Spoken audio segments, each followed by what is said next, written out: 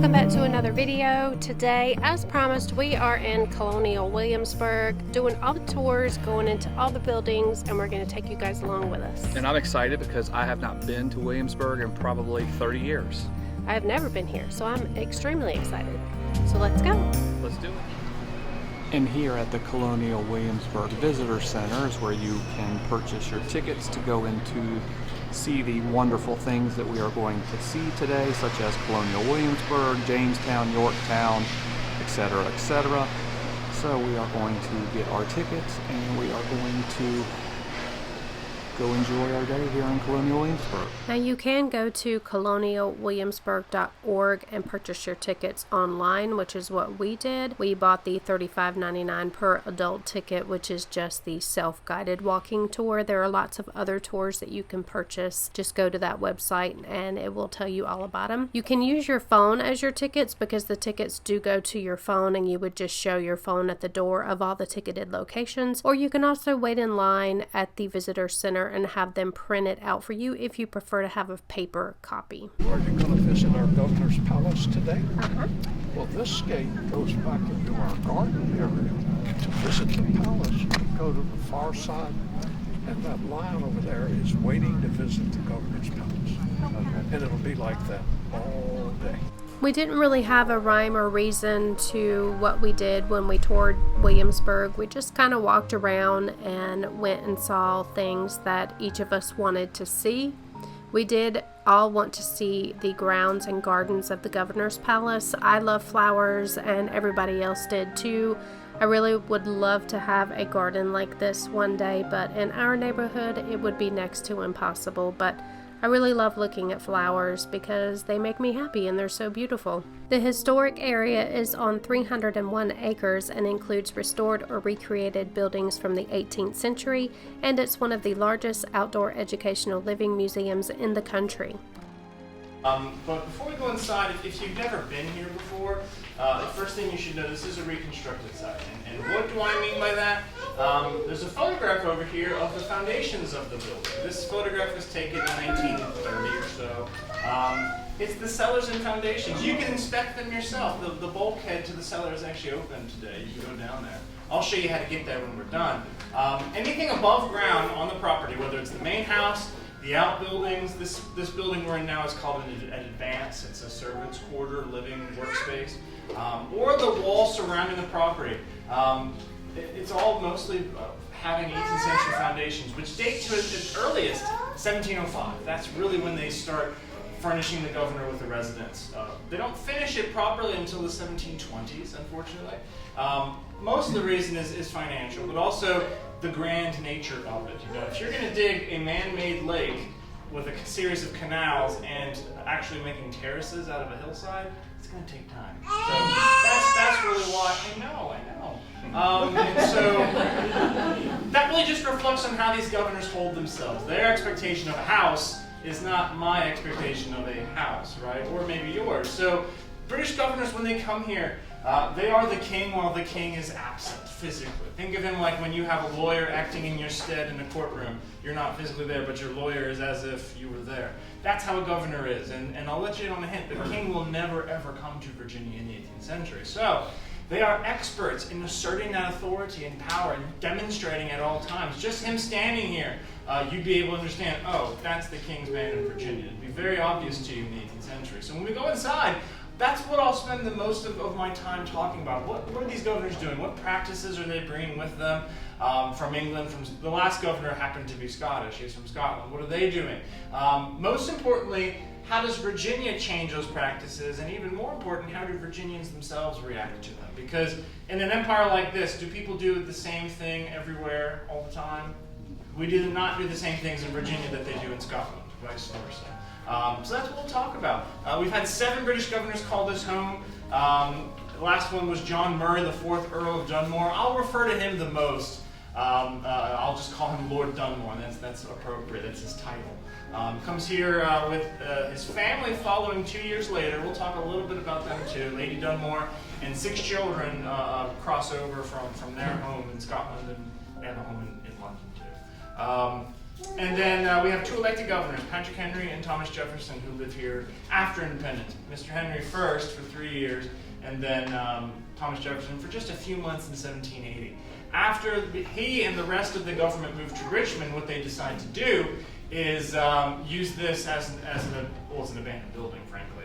And then it's the military hospital. This time of year, actually right now, this is when it becomes the hospital because the Battle of Yorktown is raging on this day in 1781. While they're doing that, this becomes the military hospital site for the Continental Forces. There's 160 bodies in the gardens that confirms that this is in fact a hospital. Unfortunately, on December the 23rd, 1781, it starts burning. We don't really know exactly why that happened. It's filled with a couple hundred soldiers, probably using straw as bedding. They're not using cots or beds, practically. But also, it's 2 o'clock in the morning and it's December, so candles and fireplaces are being used. It's probably all of the above. But an abandoned house, if it's suddenly sprung into service, if you don't check fireplaces, if you don't check the bits and corners of the building, it's going to burn. That's just how these buildings, if they're not used continuously, they fall to shambles quickly. So unfortunately, that means the whole thing goes up in smoke in a matter of hours. And then after that, it's used by normal people. This became somebody's house, this advanced building, until the 1860s. And luckily, we have a blueprint of the first floor. We have Lord Dunmore's possessions. He has ledgers made of all of his possessions and property in the house. So we know how the rooms were furnished, in addition to a picture of the building in the 1730s. So all of that culminates in what we're going to see today. So this means we can go inside. Please follow me. Our tour guide is just explaining to us all of the grandeur of the governor's palace and how it was built to impress visitors with displays of authority and wealth. What better way to display authority and wealth than to have bunches of guns and knives and swords to greet you at the entryway as a way to say, hey, don't mess with me.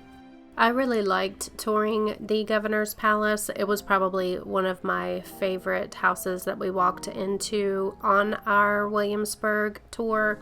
I don't know much about history or historical events. It's just not something that I ever really studied. I wish I could hold a conversation about historical events and how they happened, but sadly I cannot. I love watching historical period movies. It's just not something that I could really tell you about. Of course, I am girly, so I like all the glitz and the glamour of the governor's palace and all the stories of the parties and the dresses and the look of all the decor. I mean, I am a Bridgerton and Downton Abbey fan after all. Tutor and friend. Oh yeah, this is the one where she said the original building and everything. Yeah. Wouldn't it be nice to have a garden in our backyard? No. I would like to have a garden in our backyard. Hear Dave's quick no. He just doesn't want to weed. But yes, this is me again wishing that I could have gardens and flowers in my backyard. And chickens. Chickens too. I would love to have chickens. Fresh eggs. Oh yeah, I'm all about that. I don't think he ever compared his expenses to his profits.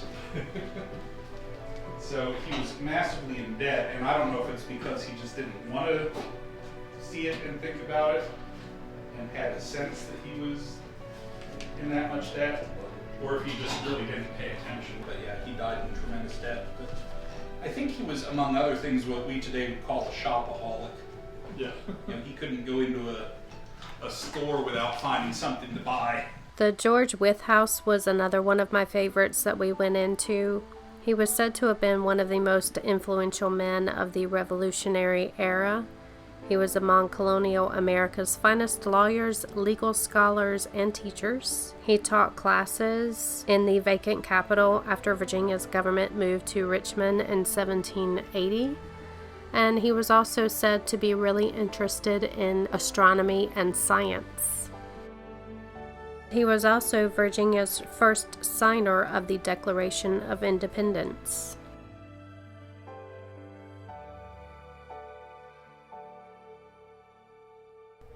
And we were told that that hole in the wooden shutter there was actually for his telescope. He would put his telescope through that hole and look at the sky. Wall to check out.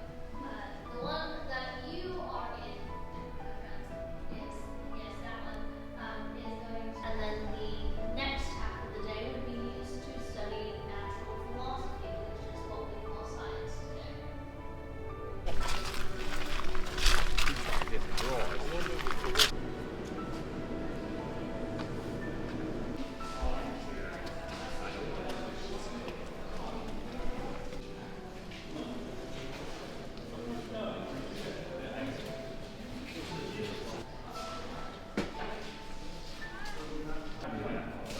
And that was unusual.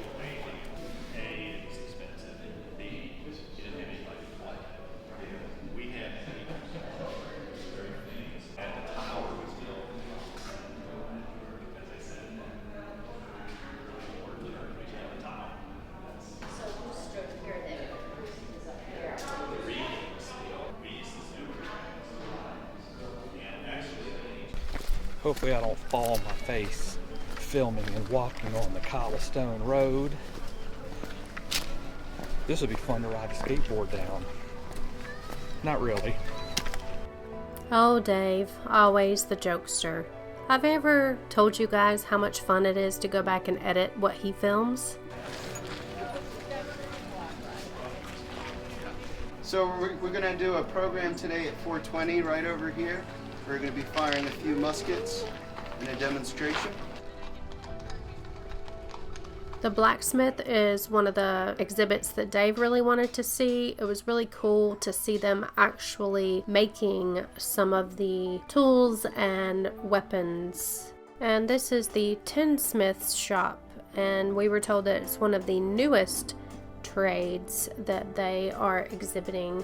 They were making I'm not sure what you would call it, but it's one of the things that you would put candles in to be able to see at night. One of the places that I really wanted to go once I saw it on the map was the apothecary. Things like this have always really interested me, and how apothecaries back then basically practiced as doctors. Their tools would have been weights and scales, mortars and pedestals, jars and surgical instruments, and they would use liniments, potions, and pills prepared from herbs and minerals to basically treat patients with illnesses.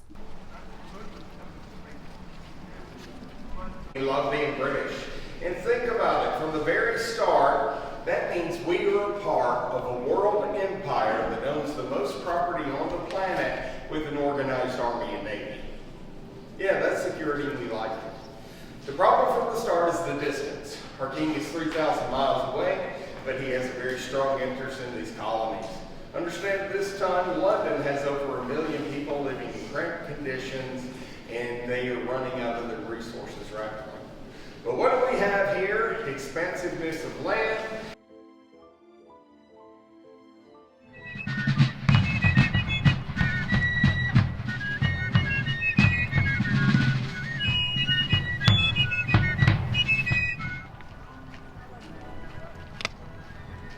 And that does it for today, our day in Colonial Williamsburg. We saw a lot of cool places, did a lot of neat tours, and we hope you guys liked the trip with us around Colonial Williamsburg today. Yes, it was very informative. Loved everything, loved all the historical things. It's really cool to know that you walked in the footsteps of some of these historical characters. As always, if you like this content and you want to see more, you guys know what to do. Like, follow, subscribe, all the things, and we'll see you guys in the next one. It's time for us to reroute. Later.